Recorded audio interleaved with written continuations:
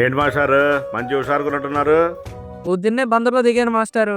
ఈ గాలి తగలగానే ఏదో తెలియని ఫీలింగ్. సార్ మాది సేమ్ ఫీలింగ్. నేను ఏ ఊరైనా రాత్రి గల బందరు వచ్చేయాల.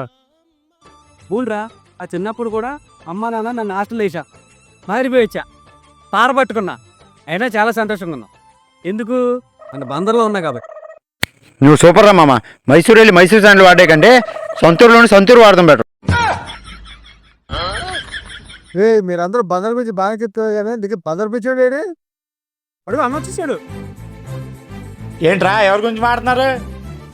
ఇంకెవరి గురించి బావా? నీ గురించే. నా గురించా? నీ గురించి బందర్ గురించానా? అన్నా ఇప్పుడు దాకా బందర్ గురించి మాట్లాడుకున్నావు, నీ మాటల్లో బందర్ గురించి చెప్పన్నా. అరే బందర్ గురించి చెప్పంటే రోజు రోజు పట్టేస్తారా. అయినా మన దేశంలో అందరికంటే వ్యాపారం చేసేవాళ్ళు తెలుగు ఎవరా? ఇంకెవరు? మార్వాడీలు. వాళ్ళనే బందర్ అనుకుని చేసిన వాళ్ళరా మన బందరోళ్ళు.